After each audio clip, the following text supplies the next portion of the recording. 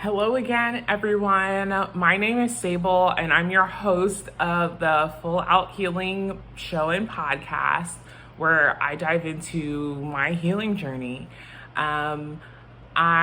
Today's episode is called "I Did Not Know I Was Never Confused."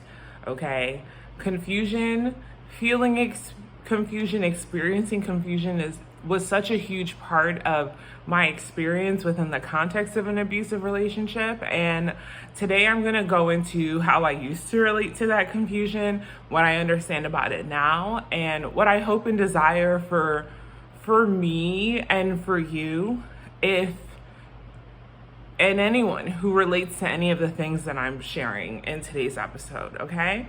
So, I didn't know I was never confused. All right. So in starting with the past, some of the thoughts that I have when I think about confusion, I just remember thinking nothing makes sense. Nothing made sense because what I perceived didn't match the meaning that was being made of it. And that was just such a jarring experience because it was to some degree different than what I've experienced in other areas of my life. Especially since I was used to, with my friends in my work life, I was used to the perception. I was used to my ability to sort of perceive things providing insight. And so this it just felt confusing. I also, and because of that, it really impacted what I was thinking about how I show up in the world. I remember thinking I thought I knew how I show up in the world, and I thought I knew how people received me. I started to, it was being questioned, and that evoked a thought of I thought I knew this about me. And so it was off because it was different than any evidence that I'd ever received. But then this new information coming from my partner, it really had the weight and the power to really question all the evidence, all the receipts in my life, my reality. I also remember thinking, how is it that I'm a bad communicator? I thought this was my gift. I've used my way with words to really reflect insight to people, to synthesize things that it seemed as if people were grasping at but didn't know how to articulate that. I used that gift all throughout my career. That gift shows up in my relationships with the people that I care about. And so I just remember being confronted with this notion that I'm a bad communicator, and it was trying to fit a circle in a square peg or vice versa. That's what it felt like in my mind. And I didn't know what to do with that. And another place of confusion was, in thinking about the way the different cycles of violence and how they manifest, it would usually, the way I would experience is especially at first, it's like, whoa, this is coming out of nowhere. What is happening? When did the shift happen? As the violence was kind of happening around me, I would kind of, leave my body, check out. I now see the different ways I dissociated. And part of what I would do in that space is to try to figure out, when did the switch happen? I remember racking my mind, wondering what I was hearing was that I said or did something that was harmful or triggering hours ago, and she's trying to deal with it and just can't anymore. And so I just remember trying to piece things together, and so initially I would just be surprised, like confused about like, where is this coming from? And then eventually I think this was as a result of the hypervigilance I developed over time. I then began to sort of sense an energy shift, or there were different tells that, oh, I'm gonna have a bad night tonight. And when I would always be on alert looking for them. I would always try to ask questions because I was just so afraid that, I was missing something. So I would ask, but then that would be too much. And then it wouldn't be enough. There was never a right place to be with it. But in the space of, I went from like, this is coming out of nowhere to like, whoa, this energy shift is coming out of nowhere. How can I figure this out? And so it just, a lot of it just didn't make sense. And I was just grasping to try to figure out. And all of this, it made me feel incredibly lost. I felt afraid to trust myself because the meaning that I had been making wasn't making sense in this context. And the conclusions, I was afraid to trust myself because the meaning that I made in the conclusions that I was coming to, it always seemed to be wrong, and it always seemed to lead to more problems. And I just didn't know what to do because I remember thinking, I can't change how my brain thinks. Like, this is the conclusion I come up with. This is what I think when I see all of these facts or these things put together. How is that wrong? I remember wondering, I don't know what to do if that is my brain and that is what I think. Which also led to me being just so afraid to be wrong. Which is such a terrible place to be because I was always wrong and I was always afraid of being wrong. And being afraid of being wrong, I was also tied to this. It wasn't just about being wrong, though that was a component of it. It also became like, I also started to feel desperate to know what I could do differently. And I think that the afraid of being wrong, and then the desperation, like feeling desperate to know what I could do differently, that became attached to trying to sense like if my environment could be safe. And so I recognize now, like that's what those feelings were about. The narratives that existed in the relationship at the time, that surrounded this is, well, I'm a bad communicator and I'm really unsupportive. I'm unsupportive because I don't show up for her in the way that she needs when she needs it. And and as a result, I'm kind of like selfish. Also, another big narrative that existed was I'm insensitive and I cause triggers I'm almost have a callous level of a lack of awareness because I'm so insensitive and because I cause her to be triggered. I lack awareness because it takes hours for that to be revealed, right? Like that was how could I be so unaware for so many hours while she's in agony and suffering, right? And the beliefs that kind of was underneath all of this is like, I believed I was wrong. I believed my being was wrong. I believed my feelings were wrong. I believed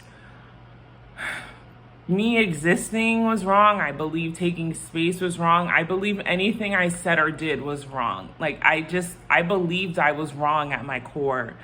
And I also believed that I was a cold bitch because, one, this belief wasn't brand new and it wasn't unfamiliar. It's kind of a narrative that I grew up with that I eventually internalized because, you know, there were just changes in my childhood and they felt weird and felt off. And I was like, what's going on? And I remember saying that and being like, what's happening? And the reaction I received was, you know, you're destroying our family. Why can't you just love? You know, why don't you just accept? Why are you making things difficult? And so that being like, I totally internalized that. The way my ex-wife was responding to me affirmed that. And so it just was like more proof and more evidence that I'm such a cold bitch.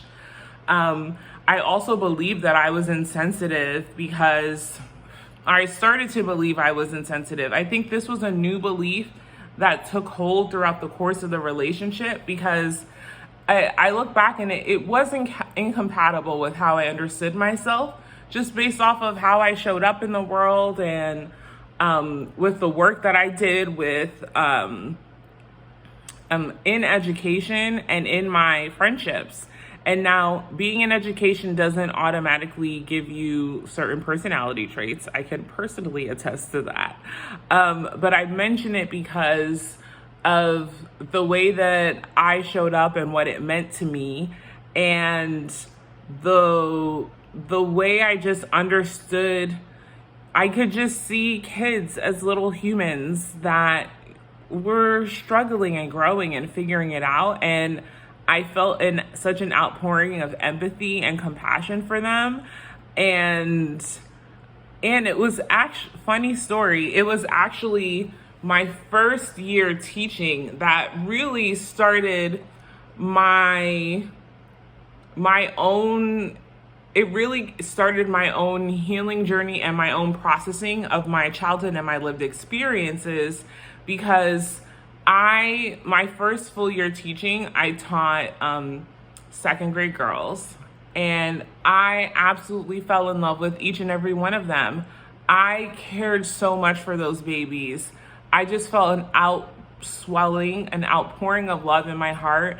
And I felt so honored to be a part of their education journey. And I felt really protective of them. And I felt really responsible to step my game up and to make sure that I was providing them with what they needed. And that I really took anything that they struggled with. I saw that as my responsibility, and anything that they, that they thrived with, I saw it as a reflection of like, this is what happens when you let little humans be themselves and create the space for that. And all of that led me to this conclusion because it just dawned on me. I was looking at, these like 25 little Black girls, and I was like, oh my gosh, like I thought about the things that I've experienced, and I couldn't at the time feel compassion for me, for little Sable. But when I saw those little girls, and I was like, oh my God, I can't imagine saying or doing any of the things to them that I've experienced. Like, it actually made me mad for them, like this imaginary scenario in my mind. And that's when I started to realize, oh, something's off here. I started to think twice about what I experienced growing up, because I just knew I didn't want it for these 25 little souls that I cared about. And I became curious about my lack of reaction of that, around my lack of reaction for myself. And that jarringness was the beginning of it. But I was aware that I was going through that process, and that's part of the reason why the belief that I'm insensitive, that's how I know that was something I came to take on throughout the course of the relationship, because of what I just shared with how my journey in education unexpectedly But, you know, I look back and it all fits and makes sense. But my journey and the choices I made in that path showed to me who the compassion and the empathy that I have. And so it's really astonishing to me that within the context of this abusive relationship, despite that, I had such a strong self-concept about that, but about who I was as compassionate and empathetic. But within the context of this relationship, it didn't happen overnight, but that really eventually became a belief that I took on, that I was insensitive. So today I relate to my confusion so much more differently. Now I look back and I think that I was never confused. I look back and think everything did make sense. Everything I felt made sense. Everything I thought made sense. Or not all my thoughts didn't make sense, but everything I felt made sense. It was just incompatible with her narrative. And that's where the confusion arose. And that was like the beginning, the beginning of that battle. I really think, now that I think about it, confusion really was, I feel like confusion sort of reveals like battlegrounds for like truth versus trust, right? Every place that I was confused in the relationship was someplace where my gut knew something, but she was saying or doing something that was incompatible, or she was saying something that was incompatible with what my gut knew about it.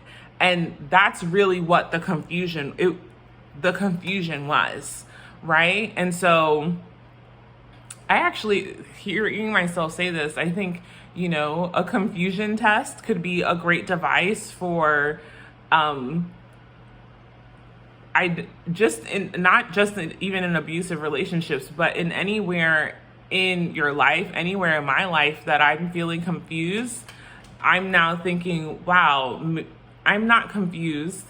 My gut knows something, and there's some other incompatible fact that I haven't accepted or decided if it's more important than my gut. Which is, but it feels great to be able to see that and to know that, because that idea was just so inaccessible and so unimaginable. Like it wasn't confusion, but it was still being lost out in the deep sea and just falling deeper and deeper below water. That's what it felt like. I now think, like, when I think about all this, I now know that, like, I did know myself. I just didn't trust her. I also know that, wow, I was right. My gut was loud. You know, being in an abusive relationship wrecked my body. And it's because my body was screaming at me, screaming for help. But what was louder were the negative beliefs I had about myself. And I can see that now. Yeah, my gut was right, but these stories and these, like this imagination of who I was, that was all louder.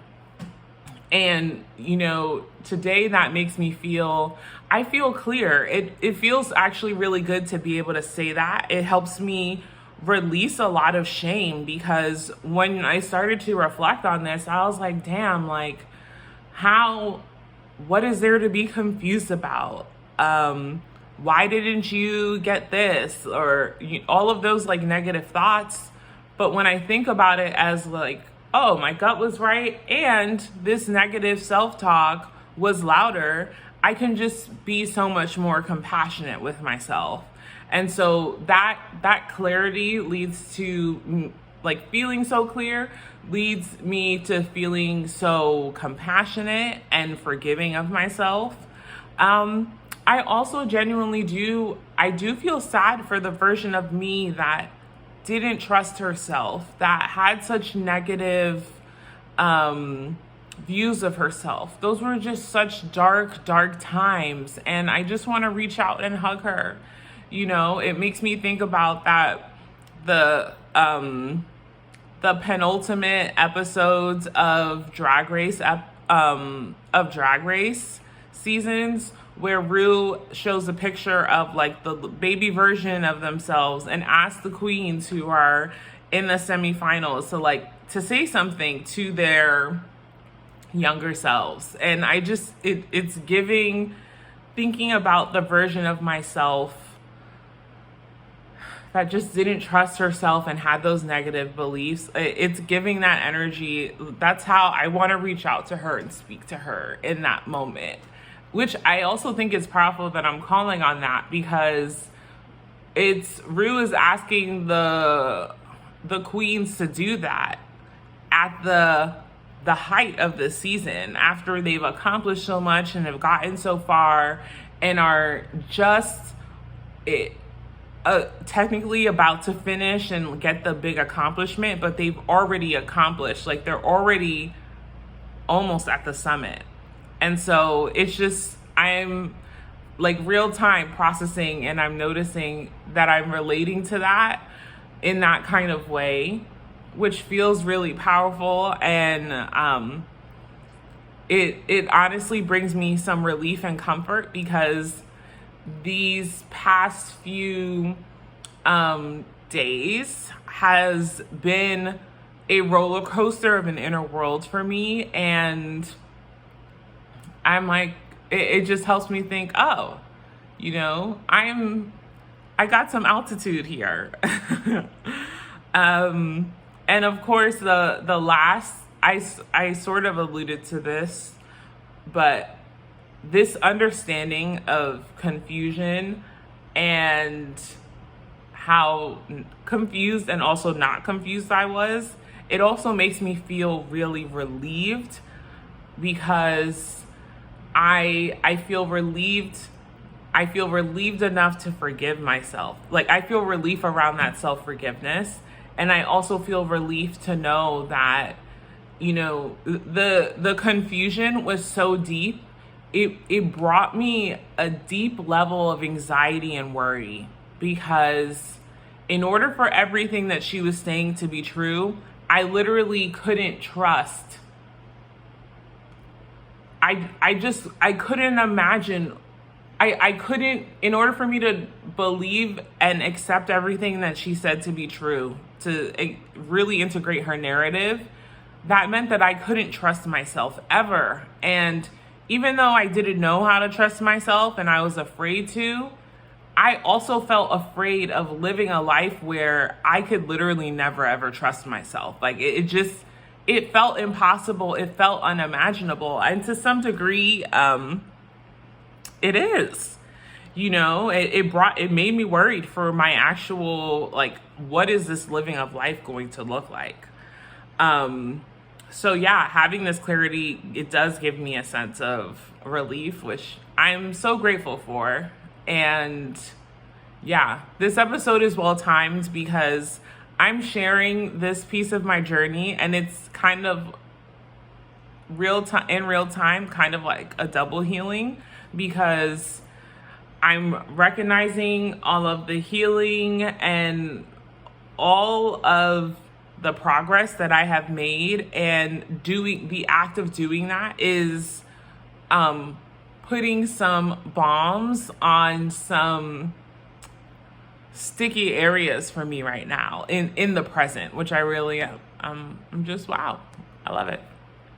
The narratives that I hold about the whole confusion and what I understand about it now is that, you know, I didn't have the tools I needed to trust myself. I didn't have the tools I needed to know that my gut was right. I wasn't confused. I had information attached to actually, let me back it up.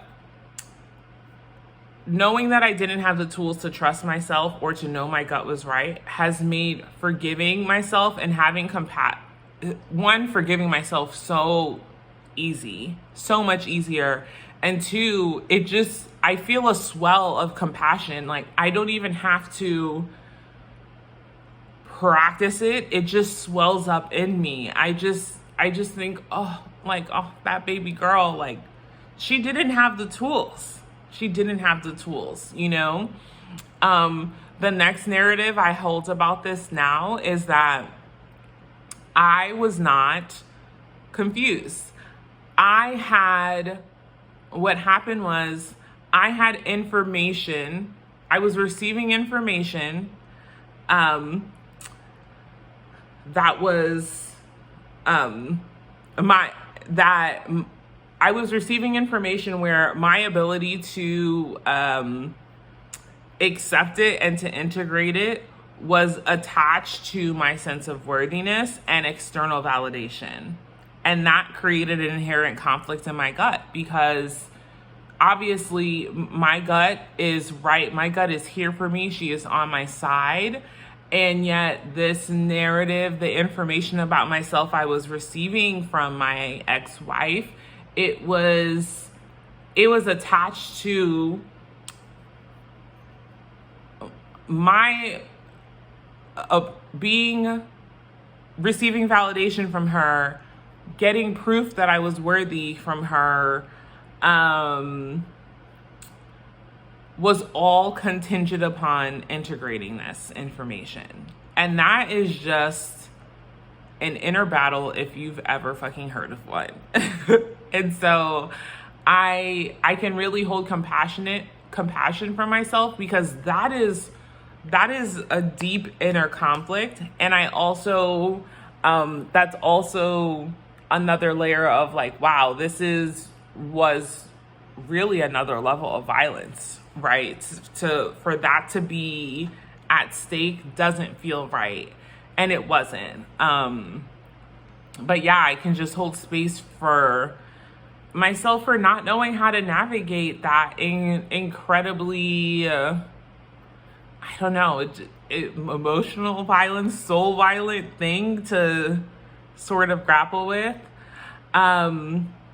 Another narrative I hold and understand is I am a transparent communicator, and I have a gift with words. Not only that, I have an ability to really synthesize the insights I hear and reflect back to people in a way that facilitates insights, ahas. That is my gift. It's what I do. I've seen my gift in action in the work that I do.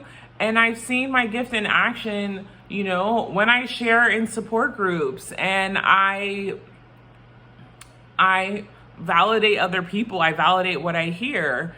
And it's really cool in both instances to see, you know, the clarity, the forgiveness, the openness, the power that I've seen people experience as a result of when I'm able to reflect back to them from what I heard from them say. So it's not even the power is I am giving them knowledge. My gift and my power is what I can reflect back. And so, yeah, I own that now. Like, that is true about me. And I understand that,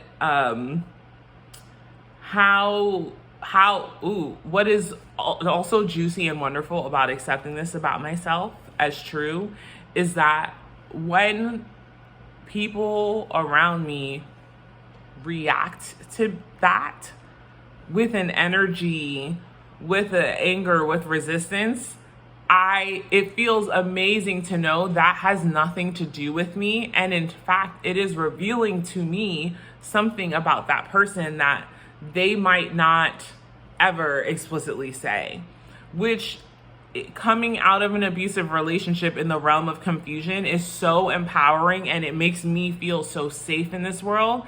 And it helps me trust myself even more, because I can accept and receive that when I know myself and I see how someone is reacting to me and I know that shit has nothing to do with me, I know that it's 100% about them. I also know that they're not going to validate that what's happening is about them. And I also know it's not even personal. That's what they need to do to exist in the world, to keep whatever constructs they have going on, to keep the meaning they've made sense. And that has nothing to do with me.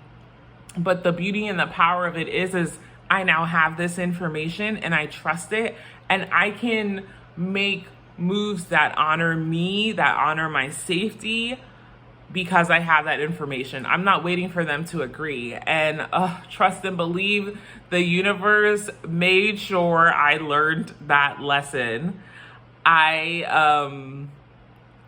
It kept repeating until I surrendered and accepted this to be true. Another narrative I now hold is that I am not a mind reader. And not only am I not and that's not a bad thing, it's a great thing, because I'm only responsible for my damn self. And not only am I not a mind reader, I am not responsible or accountable for information I never knew. I'm just not. And I feel very clear that expectation is, it's unfair at best and manipulative at worst. And it's just a way for another person to not be responsible for themselves. It doesn't mean that, what they didn't say isn't true. It doesn't mean that it's not valid. It doesn't mean that they didn't experience discomfort or whatever their emotional journey was. What it does mean is that I didn't know that shit, and I'm not responsible for shit I don't know about. And I'm also not responsible for being a damn coal miner and digging into the depths of your soul to get you to say your shit. Like, that is not on me.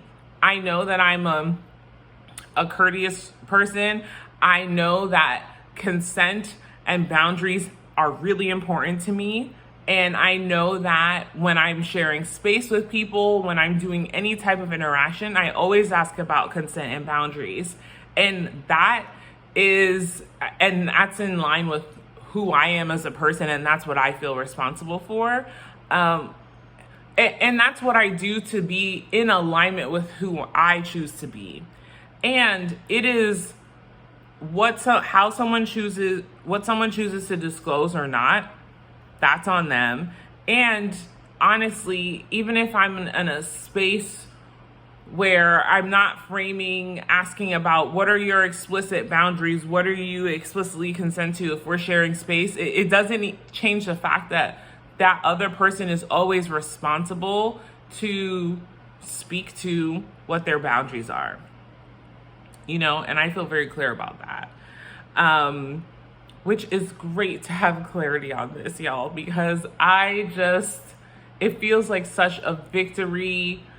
It really deserves a parade, because there were so many nights and so many fights within the context of that relationship that were because of things my ex-wife never spoke but always expected. And even now, as I say that, I look back, I'm like, did you ever expect it? Or is this a convenient thing to say that you are now that you had expected all along?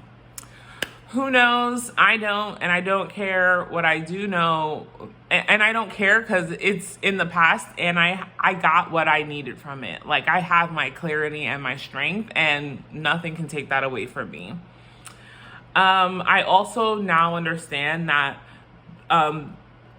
I didn't register, red flags did not register for me because my inner world was already an unsafe place, right? But as I mentioned, I kind of left my childhood with a core understanding that I'm wrong and I'm a cold bitch. And so when my ex-wife would express those things to me, when she would act in ways that provided evidence for it, it didn't register because it was actually pretty in alignment with my inner world. It was pretty inconsistent. It wasn't a jarring change, which, it makes me it makes me feel sad, but I can accept that I accept what it reveals to me. Like, wow, my inner world is such a powerful place. And it also helps me recognize, wow, it was such I just have so much compassion for myself, and I'm just like, it was such an unsafe world to be in. And I'm actually, the violence I experienced that was so normal and that was so normal to the inner world is kind of showing to me how unsafe my inner world was, and that mirror I'm grateful for, because in seeing it, I've really been able to make a choice to accept it, to heal it. And as my inner world has transformed, so has my outer world. And I'm just so grateful for that. Now I fundamentally believe that my gut is always right. 100% right. And when I say right, my gut always has accurate information for my best interest. Mine and mine alone. My gut is not about your best interest, her best interest, your auntie's best interest. My gut is here for my best interest. And I fully believe and understand that now. And I also believe that sometimes what I interpret isn't quite right. Like, there's a sort of a fumbling process. And I think that's the process of growing to trust myself. My gut being right and what I interpret from it are two different things. And I also accept that to be true. I also believe that me trusting myself over someone else's narrative, over someone else's perspective, does not make me cold, does not make me insensitive, does not make me a bitch. What it makes me is for me. Period. That's it. And it honestly, I think about that expectation and that level of entitlement in any type of relationship, that someone is more loyal to or abiding to someone, any expectation, any narrative or perspective outside themselves. That is outrageous to me. Like, that is outrageous and a major fucking red flag. And I just don't, it used to be a comfort because I didn't trust myself. And because I thought I was wrong, I was looking for something right outside of me. And I thought that would be safe and protect me. And now I think, yikes, like, I don't like that shit. Because from a place of accepting and trusting myself first, not here for it. And it actually has been a pretty good barometer for me to know if this is a resource, a space, or a person I can trust. Is your advice, I am enlightened, follow me? Or is your advice, I'm follow yourself, and this is what I've done to follow me, and you can take it or leave it. That's kind of my barometer now of what I can trust to support myself in my journey. I also believe that how people feel about me choosing my beliefs first is none of my business and a personal problem.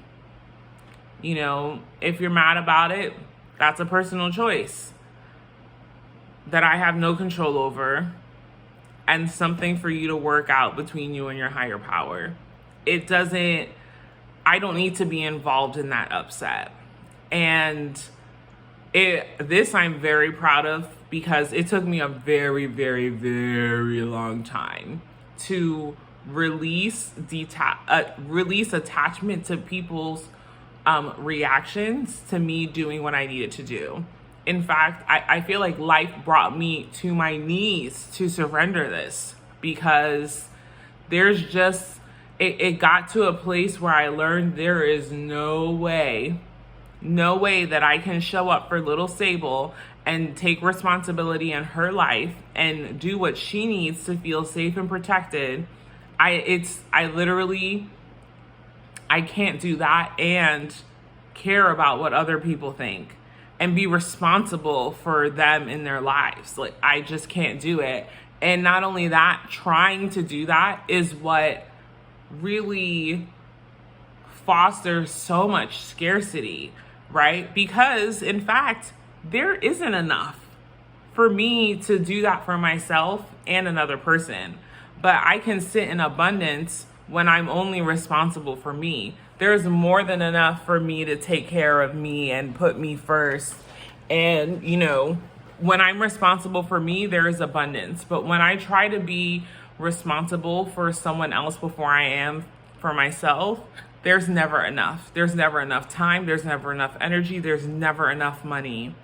And so, the universe brought me to my knees on that one. And I finally was like, fine, I accept. Then what do I hope for the future? I really hope for a new definition of confused. I think, ironically, unironically, the word confused actually masks and creates more confusion. The way we use the word, I think, creates confusion, because my gut is always very clear. What isn't is all of this information outside of it. I just, there's something that feels so powerful in recognizing I was not confused. My gut knew what it was, and I was just receiving information that was in conflict with it, which also meant that being confused really meant that I was more so at a standstill of acceptance versus rejecting something, and just had to make a choice. Which it's more than that, but I was suspended in that space. And that's what it felt confusing, because of all of that was at stake. My desire for myself and for you and for anyone who has related to any of what I've shared is that I continue to forgive myself for not having the tools I needed to not be confused. You really do need a baseline of, self-trust. You really need a baseline of believing that you are, let me speak. I needed a baseline of self-trust. I needed to believe that I was not cold and sensitive. I needed to believe that I was worthy of coming first in my life.